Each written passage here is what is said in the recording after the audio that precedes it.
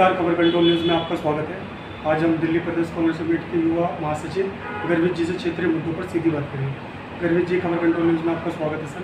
सबसे पहले जान लेंगे आपके वार्ड में क्या क्या समस्या बनी है और मौजूदा निगम पार्षद का कैसा काम है सर? सिर्फ वार्ड की बात नहीं है, पूरी विधानसभा की ही प्रॉब्लम है। पूरी विधानसभा में आप आज की डेट में देखेंगे तो रोडों का इतना बेहाल है कि कहीं से भी जीके से एग्ज़िट करने के लिए 15 से 20 मिनट का डिले तो अवश्य होता ही होता है। और ग्रेटर कैलाश जो कि ए और बी कैटेगरी में आता है रियल एस्टेट के, one of the poshest colonies of south Delhi, उनकी एंट्री और एग्ज़िट का इतना ज़्यादा बुरा हाल कि मतलब आप समझिए कि सीधी से ही दर्शाता है कि एमएलए और काउंसलर की कितनी ज़्यादा विफल रही है टर्म। तो जो यहाँ से मौजूदा निगम पार्षद है सीखा राय जी, वो काम बिल्कुल ध्यान नहीं दे रही। अगर ध्यान दे भी रहे हैं तो जी ग्राउंड लेवल पे कुछ दिखाई नहीं दे रहा। दिखाई तो ये दे रहा है कि रेडी पटरी वाले ज़्यादा बढ़ गए हैं, बढ़ती जा रही है, बहुत ज़्यादा बढ़ती जा रही है। तो वो कहीं ना कहीं दिखता है कि मतलब ये बोलने की आवश्यकता नहीं है, लेकिन करप्शन से डायरेक्टली लिंक्ड है। आप देखेंगे यहाँ से निकल के ही ब्लूबेल स्कूल आता है लेडी श्री राम कॉलेज के ऑपोजिट, शाम के टाइम पे इतना भयंकर ट्रैफिक जाम हो गया होता है क्योंकि वहाँ पे रेडी पटरी वालों ने कब्जा जमाया हुआ है। और वो तब तक नहीं पॉसिबल है जब तक कि यहाँ से कोई ना कोई पॉलिटिशियन उनके साथ में मिला नहीं हो। मैं किसी का नाम नहीं लेना चाहूँगा, बट शायद आप खुद ही ले चुके हो। जो सर जो रेडी पटरी के इंक्रोचमेंट की बात कर रहे हो आप, क्या इसकी मोटी कमाई जाती है काउंसिलरों के पास? 100% जाती है। उस चीज़ में कोई दोहराई नहीं है। जब भी किसी ने इस चीज़ का विरोध करने की कोशिश करी है तो उन लोगों ने जगह थोड़ी सी चेंज कर ली, लेकिन कभी भी अब तक अपना कब्जा हटाया नहीं। तो आप देखेंगे कि वो आधा किलोमीटर अंदर या आधा किलोमीटर बाहर हो जाते हैं, लेकिन इंक्रोचमेंट वहीं की वही है। वो तब तक पॉसिबल नहीं है जब तक कि करप्शन इन्वॉल्व ना हो। सर, आपसे ये भी जानने की कोशिश करेंगे, इस बार साउथ में जो चुनाव हुए उसमें मोदी मैजिक नहीं चल पाया सर, क्या कारण मानते हैं इसका? देखिए, ऐसा है कि हिंदुस्तान की आवाम बहुत दिमाग है, बहुत समझ वाली है, और इनका जो नकली मुखौटा लगा करके चल रहे हैं भाजपाई, वो कभी भी ऐसा नहीं है कि पब्लिक से छुपा हुआ है। वो अब सामने आ चुका है और ये कहानी सिर्फ दक्षिणी भारत की नहीं है, ये पूरे भारत की है। जो भाजपाई इस चीज़ के बारे में बात करते हैं, एक स्टेटमेंट देते थे कि हम लोग कांग्रेस मुक्त भारत बनाएंगे, वो आप आज की डेट में अगर देखेंगे हिंदुस्तान का नक्शा तो शायद भाजपा मुक्त भारत बन रहा है। और उसमें भी कुछ एक राज्य जो इनके पास में बाकी हैं वो इन्होंने तोड़ करके सरकार बनाया है। तो इसमें कहीं पे भी तो ये दिखता नहीं है कि बहुत ज़्यादा शक्तिशाली या सशक्त पार्टी हो भारतीय जनता पार्टी। ये सिर्फ लोगों को बांटना जानती है, दंगे कराना जानती है। आप चाहे शाहीन बाग देख लीजिए, चाहे मणिपुर देख लीजिए, चाहे आप नू देख लीजिए। इलेक्शन के करीब आते ही एकदम से ये सारी गतिविधियां कैसे बढ़ जाती हैं। तो ये 24 की तैयारी लगती है क्या सर आपको? जी बिल्कुल, 24 की तैयारी है ये। तो हिंदू मुस्लिम से क्या देश चल पाएगा हिंदू मुस्लिम कार्ड खेलने से? आज तक हिंदुस्तान की अखंडता इसीलिए बरकरार रही है क्योंकि हिंदू मुस्लिम भाई भाई माने गए हैं। कभी भी हमने हिंदू मुस्लिम सिख ईसाई के बेसिस पे भारत को बांटा नहीं है। जब तक कांग्रेस का शासन रहा है, आप देखेंगे कि इस तरीके की गतिविधियां बिल्कुल नामात्र होती थी। अब आप देखते हैं साल में 3-3, 4-4 हो जाती हैं। तो कहीं ना कहीं तो ये मानना पड़ेगा ना कि कॉमन फैक्टर भाजपा ही है। तो ये जो मणिपुर में जो हो रहे हैं, जो ये गुरुग्राम में हुआ है, सब चुनावी हथकंडे हो रहे हैं, ये सरकार की विफलता है एका बना के रखने में। अगर वो ये फीलिंग स्प्रेड करेंगे कि हिंदू और मुस्लिम भाई होता है, अगर वो इस तरीके के प्रोग्राम्स चलाएंगे जहाँ पे हिंदू और मुस्लिम मिलकर के किसी चीज़ का जश्न मना रहे हैं, तो फिर इस तरीके की गतिविधियाँ होंगी नहीं हिंदुस्तान में कहीं पे भी।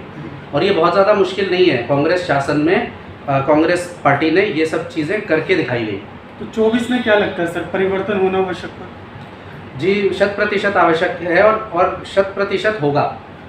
2024 में यूनाइटेड फ्रंट जो सारी पार्टियां एक हो गई हैं मोदी के खिलाफ, उस चीज़ को इमोशनल टेंजेंट पे लेकर के जा रही है भाजपा की। देखो जी, सब लोग एक हो गए और हम अकेले रह गए हैं।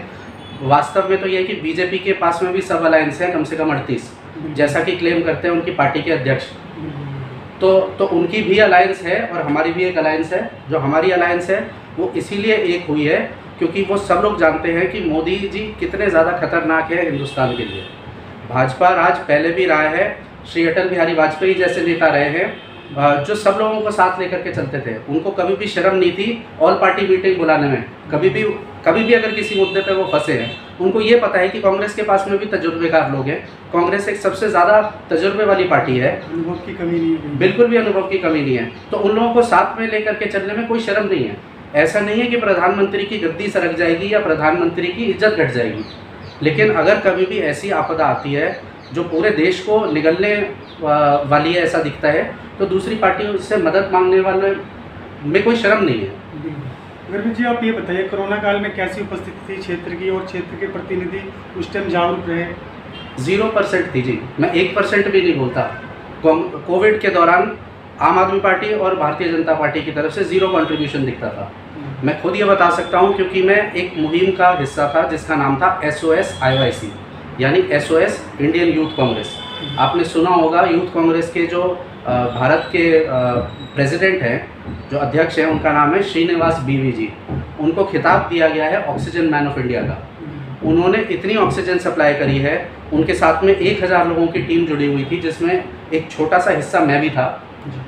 हम लोग ग्राउंड पे काम कर रहे थे दिन रात, 4 से 5 घंटे की नींद होती थी। पूरे दिल्ली में या NCR में कहीं से भी किसी भी तरीके की अगर कंप्लेंट आई है कि हम लोगों को इस चीज़ की कमी है या हमको मेडिकल फैसिलिटी नहीं मिल पा रही है, तो हम लोगों ने दवाइयाँ भी सप्लाई करी हैं, हम लोगों ने ऑक्सीजन भी सप्लाई करी हैं। और इस चीज़ का कभी भी हम लोगों ने किसी से क्रेडिट नहीं मांगा, क्योंकि ये एक इंसानियत के नाते हम लोग काम कर रहे थे। हम लोग ये कैमरा के लिए काम नहीं कर रहे थे। आप देखेंगे कि बाकी जो हमारे जो आज की सरकार के लीडर्स हैं, वो लोग तो कैमरा देख करके काम करते हैं। कितनी बारी आपने देखा होगा कि इंस्टाग्राम, फेसबुक पे आजकल मीम्स आने लगे हैं कि वो टेक रीटेक की नहीं, प्रधानमंत्री जी वापस पीछे आ गए, फिर वापस से चलते हुए आ रहे हैं क्योंकि अच्छा शॉट नहीं आया। ये सारे कैमरा वाली राजनीति खेल रहे हैं। ये कहीं पे भी जनता वाली राजनीति नहीं है जो भाजपा आज की डेट में कर रही है। सर, ये बताइए कि जनता परिवर्तन चाहती है, आप जनता के बीच जाते हैं, तो दिल्ली की जनता क्या चाहती है? बिल्कुल परिवर्तन चाहती है जी, लेकिन वो पानी मुफ्त है सर दिल्ली में। बिजली पानी मुफ्त एक बहुत ही छोटा फैक्टर और बहुत ही छोटा कार्ड है खेलने का। आप समझिए, अगर कोई इकोनॉमिक्स और सोशियो इकोनॉमिक्स स्पेशली जानता होगा, तो वो ये समझेगा कि कोई भी कंट्री सब्सिडी पे नहीं चल सकती। इसका सबसे बड़ा एग्जांपल है श्रीलंका। श्रीलंका कितने सालों से चाइना की सब्सिडी पे चल रही थी, और वो वहाँ का जो डेली नीड्स के प्रोडक्ट्स होते थे, उनकी प्राइस को कंट्रोल रखने का तरीका था कि आप चाइना से लोन लो और वो गरीबों में बांट दो, जिसकी वजह से वहाँ पे अनएम्प्लॉयमेंट बढ़ गई, बेरोज़गारी बढ़ गई, क्योंकि आदमी काम नहीं करना चाहता था। जब वो काम नहीं कर रहा था तो वो नेशनल इकोनॉमी के अंदर कंट्रीब्यूट नहीं कर रहा था। जैसे ही चाइना ने अपनी सब्सिडी हटा ली, तो वहाँ पे सिविल वॉर हो गया। प्रधानमंत्री जी ने अपना राज्य छोड़ करके भागना पड़ गया था। क्या आप चाहते हैं कि उस तरीके की सिचुएशन हिंदुस्तान में भी आ जाए? अगर सब्सिडी वाला नेशन बना दिया, अगर आम आदमी पार्टी वालों को हल्का सा भी कंट्रोल दे दिया, तो सब कुछ मुफ्त में बेच खाएंगे। हम लोग भाजपा के खिलाफ लड़ रहे हैं कि वो रेल, तेल, भेल सब चीज़ें बेच चुके हैं। हम उनके खिलाफ लड़ रहे हैं, ये उनकी एक टीम भी और तैयार हो गई है जो सब कुछ बेचने के लिए राजी है। जी, हिंदुस्तान में दिल्ली शहर में जो टैक्स का दर पहले था उससे बढ़ कर के है आज की डेट में। इसका मतलब सरकार को रेवेन्यू पहले से बढ़ कर के आ रहा है। उसके बावजूद भी कोई इंफ्रास्ट्रक्चर डेवलपमेंट क्यों नहीं हो रही? आपने स्कूल्स को लिपाई पोताई करके सुंदर दिखा दिया, वो टैक्स पेयर्स का पैसा ठीक तरीके से लगाने का तरीका नहीं है। आप बेरोजगारी को हटाओ, रोजगार पैदा करो, आदमी को आप खुद से सशक्त बनाओ, ताकि उसकी पर कैपिटा इनकम इंक्रीज हो, ताकि उसका जो जेब खर्ची है वो ज़्यादा इंक्रीज हो, रादर कि आप उसको कुछ फ्री में प्रोवाइड कर दो बिजली पानी। और वो भी हार्डली कोई फ्री में है बिजली पानी भी। वो 15 दिन का बिलिंग कर देते हैं, 30 दिन का जो होता था, मीटर का भी डबल स्पीड से चला दे। तो ये सिर्फ ढकोसला है, दिखाने की बात है, जो कि वास्तव में ग्राउंड लेवल पे किसी को मिल नहीं रहा। आप मेरे साथ मेरी विधानसभा में बढ़ेंगे, रूरल एरियाज़ में जाएंगे, चिराग दिल्ली है, जमरुदपुर है, जगदम्बा कैंप है, मैं कितने ही ऐसे बिल दिखा दूंगा जो यूनिट क्लेम करती है आम आदमी उससे नीचे है, लेकिन उसके बावजूद भी उनके बिल आ रहे हैं। कहीं ना कहीं सर इसमें भी घोटाला चल रहा है। बिल्कुल घोटाला चल रहा है। अंत में 24 के लिए क्या मैसेज देना चाहेंगे अभी जी? देखिए, अब बहुत हुआ। जो भाजपा के झूठे वादे थे वो बहुत हो चुके हैं। हम सब लोगों ने देखा है कि कांग्रेस शासन में भारत कितना प्रगति करता था, चाहे वो इकोनॉमिक्स हो, चाहे वो सोसाइटी हो, लोग मिलजुल करके चलते थे। आज की डेट में बहुत ही ज़्यादा घुटन जैसा का वातावरण हो गया है। तो मेरी आप सब लोगों से अपील है कि कांग्रेस को वापस से मौका दें और भारत को सशक्त बनाने में हमारी मदद करें। धन्यवाद। जय भारत, जय हिंद।